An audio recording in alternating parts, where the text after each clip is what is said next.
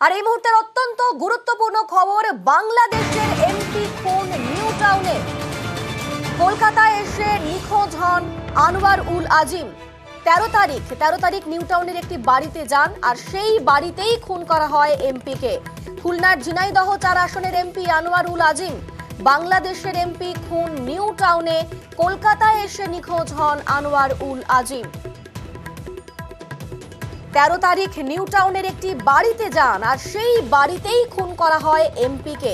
খুলনার ঝিনাইদহ 4 আসনের এমপি আনোয়ার উল আজিম। আমাদের সঙ্গে সরাসরি রয়েছেন প্রতিনিধি অনুপ, ঠিক কি ঘটনা ঘটেছে?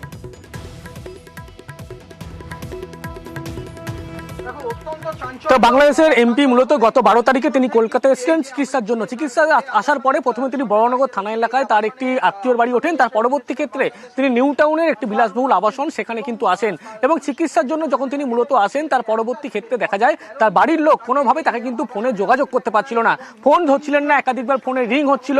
এর পরবর্তী ক্ষেত্রে কিন্তু তার আত্মীয় পরিজন তারা প্রথমে একটি সেখানে বাংলাদেশের লোকাল একটি থানায় তারা কিন্তু গোটা বিষয়টি জানায়। তার পরবর্তী ক্ষেত্রে যিনি সাংসদ তার মেয়ে লিখিত মর্মে বাংলাদেশের মেট্রোপলিটন গোয়েন্দা বিভাগে অভিযোগ জানান। তারপরেই কিন্তু গোটা বিষয় সামনে আসে এবং খুনের এই যে তথ্য সেই তথ্য সামনে আসে। এরপরেই কিন্তু একেবারে গোটা বিষয়টি পুলিশকে জানানো হয় ভারতে, এবং পুলিশ তদন্তে নামে। এবং যেটা প্রাথমিকভাবে মনে করা হচ্ছে নিউ টাউনেই মূলত এই যে বিলাসবহুল আবাসন, এখানেই কিন্তু এই সাংসদকে খুন করা হয়েছে। তিনজন যুবক সহ নিউ টাউনে খুন কোথায়, ঠিক কোন জায়গায়?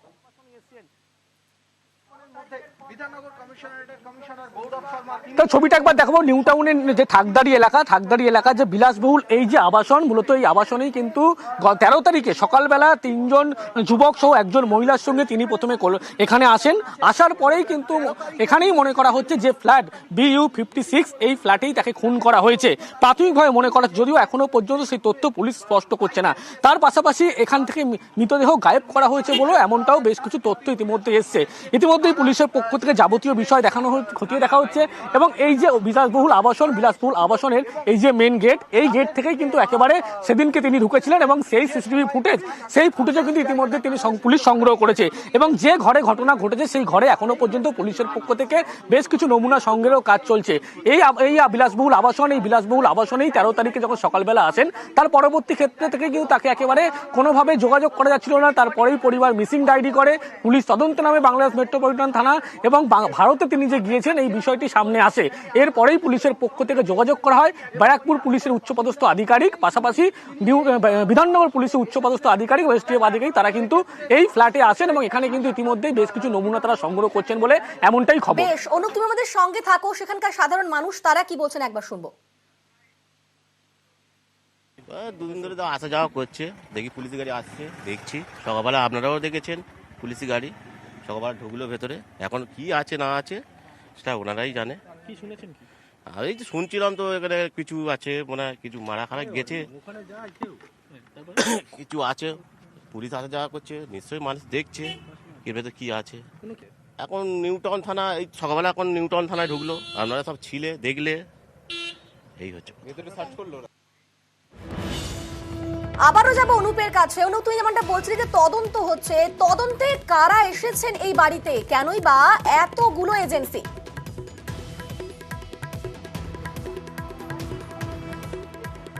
গত 13 তারিখ তিনি যখন সাংসদ প্রথম এই বাড়িতে আসেন, তার সঙ্গে 3 জন সঙ্গী সহ এক যুবক সহ একজন মহিলা ছিলেন। এবং এই যে আবাসন বিলাসবহুল, এই আবাসনের ভিতরে যখন এই গেট দিয়ে তারা প্রবেশ করে, সেই সময় যারা সিকিউরিটি নিরাপত্তার দায়িত্বে ছিলেন তাদের কয়েকজনকে ইতিমধ্যে জিজ্ঞাসাবাদ করা হয়েছে। মূলত কারা কারা এসেছিলেন, এবং এই যে ফুটেজ, অর্থাৎ যে বিলাসবহুল আবাসন, সেই আবাসনের ফুটেজ কিন্তু ইতিমধ্যে সংগ্রহ করেছে। এই আবাসনের মধ্যেই ইতিমধ্যে সকাল থেকে সেন্ট্রাল আইবির বেশ কয়েকজন প্রতিনিধি দল তারা যেমন এসেছেন, তারা যেমন তদন্ত করছে, তারই পাশাপাশি ব্যারাকপুর পুলিশ কমিশনের উচ্চপদস্থ আধিকারিক, গোয়েন্দা বিভাগের পুলিশ আর বড়নগর থানার পুলিশ তারা আছেন।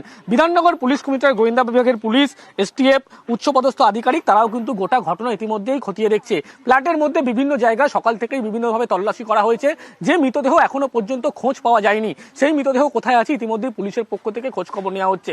এবং যে গাড়ির কথা বলা হচ্ছে, গত 13 তারিখে 2টি গাড়িতে করে এসেছিল, একটি নীল রঙের গাড়িতে করে এসেছিল, সেই গাড়িটি বাইরে দাঁড় করানো ছিল। এরকমও বেশ কিছু তথ্য এবং ফুটেজ ইতিমধ্যেই পুলিশ সংগ্রহ করেছে।